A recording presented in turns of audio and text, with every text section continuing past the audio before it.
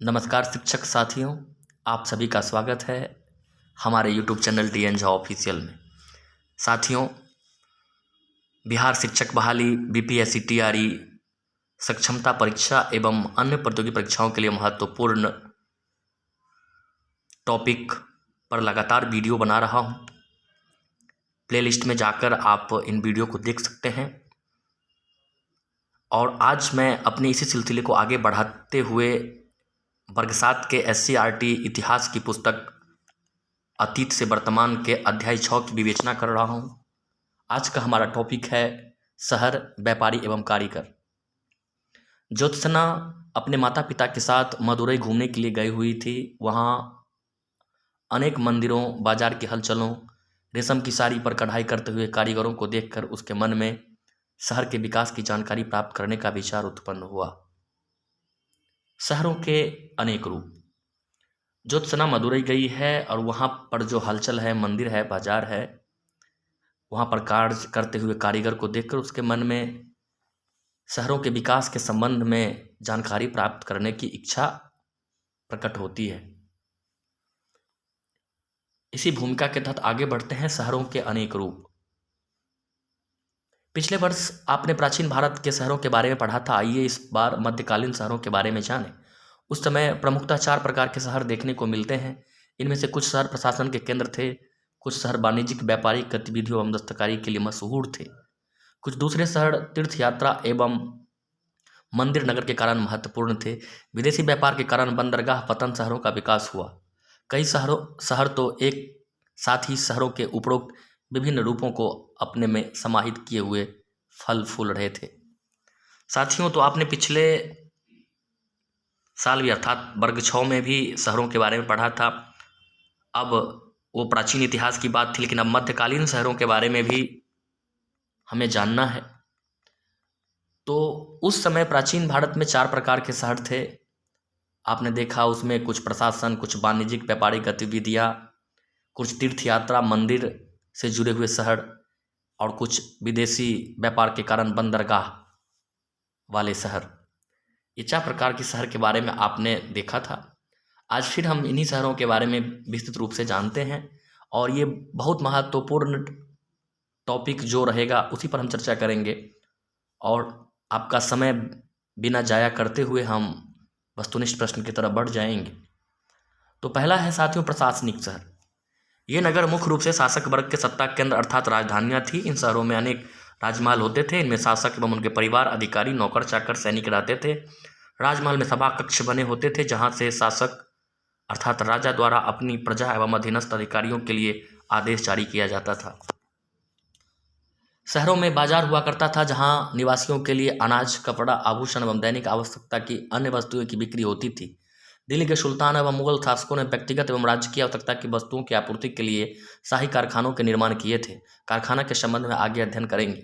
इस प्रकार के शहरों को दक्षिण भारत में कांचीपुरम, मदुरई, तंजावुर तथा उत्तरी भारत में दिल्ली, आगरा, लाहौर आदि शहरों का नाम दिया जा सकता है। तो साथियों, आपने देखा प्रशासनिक शहर जहाँ पर बादशाह और उसके सहयोगी लोग रहते थे और ये प्रशासनिक शहर थे। हालांकि वहाँ व्यापार भी स्वाभाविक है कि इतने लोगों की आवश्यकता की पूर्ति के लिए बहुत सारी चीज़ों की आवश्यकता होती होगी, तो निश्चित रूप से वहाँ व्यापार भी होता होगा। लेकिन मुख्य रूप से ऐसे शहर जहाँ पर राजा और उसके सहयोगी लोग रहते थे वो प्रशासनिक शहर कहलाते थे। आगे हैं मंदिर, नगर एवं तीर्थ स्थल। अब दक्षिण भारत में शासक व्यापारियों एवं धनाढ्य लोगों के द्वारा देवी देवताओं के प्रति अपनी श्रद्धा, आस्था एवं भक्ति भाव को प्रकट करने के लिए मंदिर बनाया जाता था एवं ग्राम दान दिया जाता था। फलस्वरूप मंदिरों के पास अपार धन संपत्ति जमा हो गया था। मंदिरों के कर्ता धर्ता ने मंदिर के धन को व्यापारियों को ऋण देने में लगाया। इस प्रकार इन पवित्र केंद्रों ने क्षेत्र विशेष के व्यापार वाणिज्य को प्रोत्साहित करने में कड़ी के रूप में काम किया, क्योंकि उस समय मंदिर ही बहुमूल्य वस्तुओं के सबसे बड़े उपभोक्ता थे। धीरे धीरे बड़ी संख्या में शिल्पकार, कारीगर एवं व्यापारी मंदिरों की जरूरतों को पूरा करने के लिए मंदिर के निकट बसते गए। दक्षिण भारत में 8वीं से 12वीं शताब्दी के बीच तंजावुर, कांचीपुरम, तिरुपति आदि मंदिर नगरों का विकास इसी तरह से हुआ। साथियों, आप समझ गए होंगे कि मंदिर जो था वो बहुत ही महत्वपूर्ण भूमिका निभाता है भारत की अर्थव्यवस्था में। और मध्यकाल में मंदिर नगर में जहाँ मंदिर बनते थे, जहाँ तीर्थ स्थल थे, वहाँ आसपास अनेक प्रकार की व्यवसायी होता था, व्यापार वाणिज्य को वहाँ पर प्रोत्साहन मिलता था। अब मंदिर है तो मंदिर के निर्माण में बहुत प्रकार के कारीगरों की ज़रूरत थी, बहुत तरह के मजदूर उसमें काम करते थे और इनकी ज़रूरतों को पूरा करने के लिए लोग आसपास में ही बस जाते थे। इसके अतिरिक्त मंदिरों में जो धन वैभव होता था वो मंदिर आसपास के व्यापारी को भी देते थे, इससे व्यापार वाणिज्य में गति आता था। तो निश्चित रूप से आप मंदिर के महत्व को समझ गए होंगे। यहाँ पर जो शहर है जो आपको याद रखना है, मंदिर वाले नगर जो है वो दक्षिण भारत में तंजावुर, कांचीपुरम, तिरुपति, अगर उत्तर भारत में भी कहे तो काशी, मथुरा आप देख सकते हैं, ये सब मंदिर नगर थे। आगे बढ़ते हैं साथियों, यहाँ भी दिया गया है काशी, वृंदावन उत्तर प्रदेश में, अजमेर, माउंट आबू राजस्थान, सोमनाथ गुजरात, ये शहर सब तीर्थ स्थल के रूप में प्रसिद्ध थे। तीर्थ स्थल के रूप में ये शहर सब प्रसिद्ध थे। वाणिज्यिक नगर, तो वाणिज्यिक नगर जहाँ पर व्यवसाय होता था, तो आप समझ गए होंगे। इसमें आपको याद रखना है कि बुरहानपुर कपास के लिए प्रसिद्ध था, अहमदाबाद कपड़ा के लिए, बयाना नील के लिए, कांचीपुरम सूती कपड़ा के लिए, कैम्बे रत्न बाजार के लिए, ये सब वाणिज्यिक नगर है। उसके बाद बंदरगाह नगर, तो बंदरगाह आप समझते होंगे जहाँ से समुद्री व्यापार होता था, समुद्री जहाज वगैरह रुकता था। तो शहरों के तैयार माल को दूसरे देशों में ले जाने के लिए समुद्र के तटीय क्षेत्रों, शासकों एवं व्यापारियों द्वारा बंदरगाहों का विकास किया गया। अंजुमन, मणिग्राम, नाना देशी जैसे व्यापारिक समुदायों के कारण तटीय बस्तियों का महत्व बढ़ा। शासक के विशेष फरमानों के द्वारा विदेशियों, यहूदियों, ईसाइयों और अरबी लोग को तटवर्ती शहरों में बसने व व्यापार करने की छूट दी गई। गुजरात, जहाँ जैन व्यापारियों का बोलबाला था, पश्चिम भारत का प्रमुख व्यापारी केंद्र था। यहाँ के बंदरगाह बड़े एवं सूरत मध्यकाल बंदरगाह भड़ौच एवं सूरत मध्यकाल में व्यापारिक केंद्र के रूप में फले फूले। भारत के पश्चिमी भाग तट का अरब, फारस की खाड़ी और उसके आगे के देशों के साथ व्यापारिक संबंध रहा था। 10वीं से 12वीं शताब्दियों के बीच थाना, गोवा, भटकल, मंगलूर, कोचीन जैसे बंदरगाह का विकास लंबी दूरी के कारण हुआ। पूर्वी तट पर स्थित प्रमुख बंदरगाह हुगली, मोटुपल्ली, मसूलीपट्टनम दक्षिणी पूर्वी व्यापार का मुख्य द्वार बन गया। अरब के घोड़े के व्यापारियों के कारण कर्नाटक एवं केरल के तटीय शहर का महत्व बढ़ गया। यूरोपीय व्यापारियों के आगमन के साथ पश्चिमी एवं पूर्व सागर तट पर अनेक नए पत्तन और नगर विकसित हुए, जो धीरे धीरे उनके सैनिक एवं प्रशासनिक केंद्रों में बदल गए। बम्बई, कलकत्ता और मद्रास इसके प्रमुख उदाहरण थे। तो साथियों, यहाँ पर जो नगर है, पत्तन नगर है, उसकी विशेषता राजाओं ने विदेशों के साथ व्यापार करने के लिए इसका महत्व बढ़ा और वहाँ पर जो प्रमुख नगर है इसकी चर्चा हमने की। प्रमुख बंदरगाह जो है पूर्वी तट पर है, हुगली, मोटुपल्ली, मसूलीपट्टनम दक्षिणी पूर्वी व्यापार का मुख्य द्वार बन गया था। इसके अतिरिक्त और भी जो अरब के घोड़े के व्यापारियों के कारण जो प्रसिद्ध हुआ, कर्नाटक एवं केरल के तटीय शहर का महत्व बढ़ गया। यूरोपीय व्यापारियों के आगमन से बम्बई, कलकत्ता, मद्रास ये सब नगर और पत्तन शहर के रूप में इनका महत्व बढ़ गया। तो ये सब आप याद रखेंगे। शहरी परिदृश्य, अधिकांश शहर एक चार दीवारी से घिरा होता था। इसमें एक या अधिक प्रवेश द्वार होते थे। शहर की प्रमुख आबादी इस चार दीवारी के अंदर निवास करती थी। सुनियोजित ढंग से बसाए गए शहरों में बाजार अलग से बनाए जाते थे। कई शहर बाजार किसी खास वस्तु के व्यापार के लिए विशिष्ट रूप से जाने जाते थे। शहर कई मोहल्लों में बटे होते थे। अधिकतर मोहल्ले किसी खास जाति या उत्पादक समुदायों के नाम से जाने जाते। उदाहरण के लिए कुंजरी मोहल्ला, सब्जी बेचने वाले, मोचीवाड़ा जूता बनाने वाले, मोहल्ला जरगरान सुनार, कूचा रंगरेज कपड़े रंगने वाले, ये सब खास जातियों के अलग अलग मोहल्ले होते थे जो कि शहरों में निवास करते थे। शहर दीवारियों से घिरे होते थे और दो मुख्य द्वार भी होते थे उसमें। शहरों में विभिन्न जाति धर्म व्यवसाय के लोग रहते थे। शासक, अमीर एवं व्यापारी शहरों के सबसे धनी लोग थे। शहर के अधिकतर लोग मध्यम वर्ग के थे। इस वर्ग में छोटे मनसबदार, कर्मचारी, दुकानदार, साहूकार, चिकित्सक अर्थात वैद्य, चित्रकार, संगीतकार, सुलेखक, पांडुलिपि की मूल प्रति लिखने वाला शामिल थे। धार्मिक कार्यों से जुड़े लोग, पंडित, उलेमा, सूफी संत आदि शहरों के निवासी थे। इन्हें आमतौर पर राज्य से इनाम के रूप में कर मुक्त भूमि अनुदान में दिया जाता था जो शहरों के आसपास होती थी। इसके अलावा सैनिक, नौकर, गुलाम, कारीगर, शिल्पकार इत्यादि निम्न स्तर के लोग भी शहरों में निवास करते थे। ये लोग उच्च वर्ग के लोगों के यहाँ काम करके अपनी आजीविका चलाते थे। चीज़ें समझ में आ गई होगी, कोई बहुत बड़ा कंसेप्ट इसमें नहीं है साथियों। आगे बढ़ते हैं। व्यापार की दशा एवं दिशा, तो शहरों का मुख्य आकर्षण वहाँ की मंडियाँ एवं बाजार थे। प्रांतों की राजधानियाँ तथा समुद्र तट के किनारे स्थित शहरों के व्यापार वाणिज्य की गतिविधियों में महत्वपूर्ण भूमिका निभाई। इन शहरों के बाजारों में देश विदेश के व्यापारी क्रय विक्रय किया करते थे। व्यापारी लोग शहरों की खपत से अधिक तैयार वस्तु को ले जाकर दूसरे स्थानों पर बेचने लगे। इस काल में आप देख सकते हैं, यही कोई महत्वपूर्ण बातें नहीं हैं इसमें। हाँ, आगे बढ़ते हैं साथियों। अब बंजारे एक प्रकार की एक जाति समूह थी जो सामानों को ढोने का काम करते थे। पीटर मुंडी ने 17वीं शताब्दी में भारत आने वाले एक अंग्रेज व्यापारी पीटर मुंडी थे। उन्होंने बंजारों का वर्णन किया है। सुबह हमारी मुलाकात बंजारों के टांडा से हुई, जिसमें 14,000 बैल थे। सारे पशु गेहूं और चावल जैसे अनाजों से लदे हुए थे। आप इसे देख सकते हैं साथियों, इस पर ज़्यादा ध्यान देने की ज़रूरत नहीं है। आपको अगर ध्यान देना है तो अंग्रेज व्यापारी पीटर मुंडी, ये 17वीं शताब्दी में भारत में आया था। अंग्रेज व्यापारी पीटर मुंडी, अर्थात पीटर मुंडी एक अंग्रेज व्यापारी थे जो 17वीं शताब्दी में भारत आया था। और बंजारों के बारे में, यहाँ मुगल कारखाना है, इसको देख लेते हैं। 17वीं शताब्दी में फ्रांसीसी यात्री बर्नियर, इसको भी याद रखेंगे, मुगल राजधानी दिल्ली आया था। फ्रांसीसी यात्री था बर्नियर, मुगल राजधानी दिल्ली आया था और उसने कारखानों के में काम होते देखा। वह लिखता है कि गढ़ी के भीतर अनेक स्थानों पर बड़े बड़े कमरे देखे जा सकते हैं जिन्हें कारखाने या कारीगरों की कार्यशालाएं कहा जाता है। किसी एक कमरे में एक उत्पाद की निगरानी में कारीगर काशीदाकारी करने में लगे रहते हैं, दूसरे कमरे में स्वर्णकार, तीसरे कमरे में चित्रकार, चौथे में लाख की पॉलिश करने वाले, पांचवें में जरिए, दर्जी, मोची, छठे में रेशम बनाने और कलावात का काम करने वाले, अर्थात ऐसी बारीक मलमल बनाने वाले जिन पर खूबसूरत कढ़ाई की जाती है।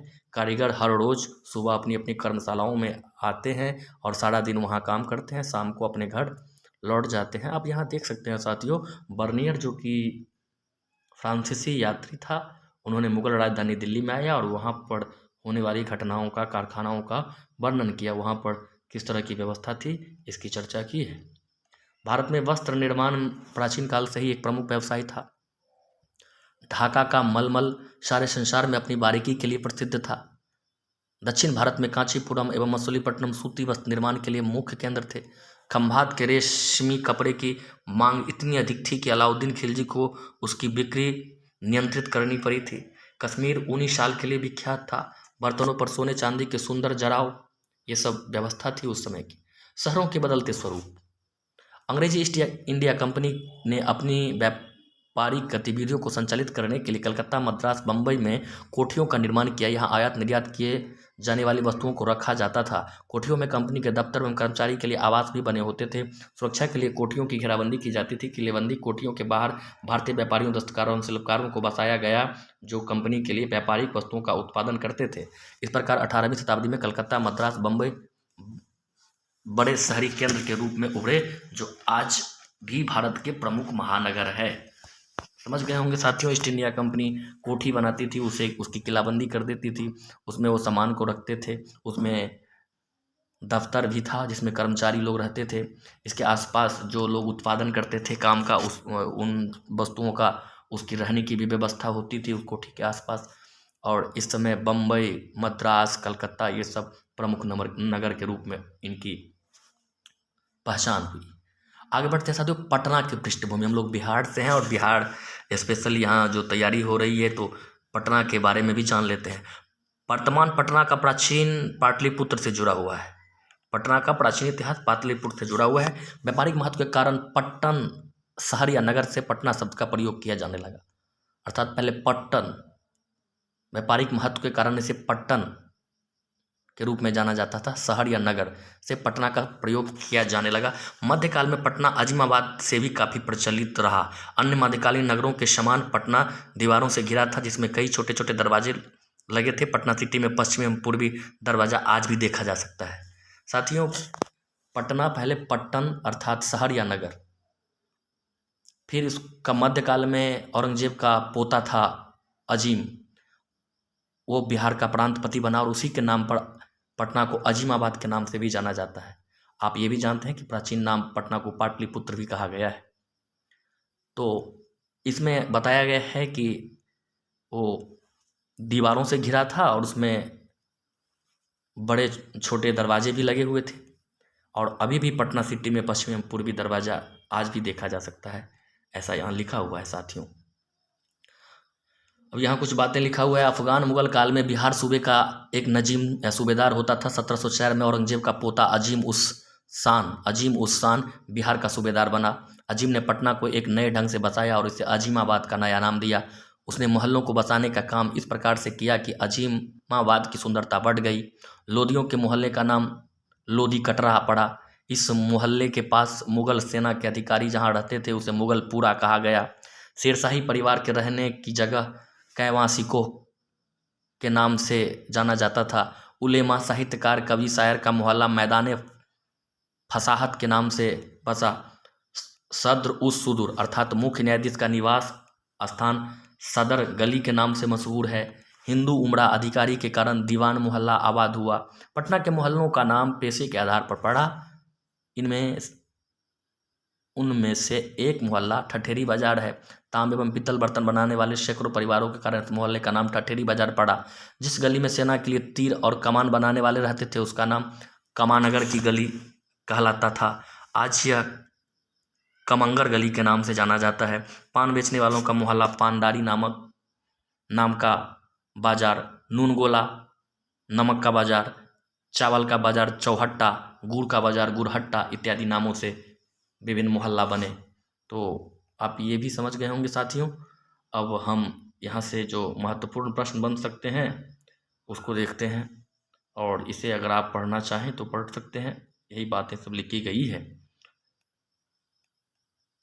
अब यहाँ ज़्यादा प्रश्न नहीं है, वो नगर मुख्य रूप से नगर को ही जानना है कि मंदिर नगर। तो मंदिर नगर जो है वो तिरुपति मंदिर है वहाँ पर, तो मंदिर नगर। तीर्थ स्थल है तो पुष्कर, वहाँ पर मेला लगता है और तीर्थ स्थल के रूप में है। प्रशासनिक नगर दिल्ली है।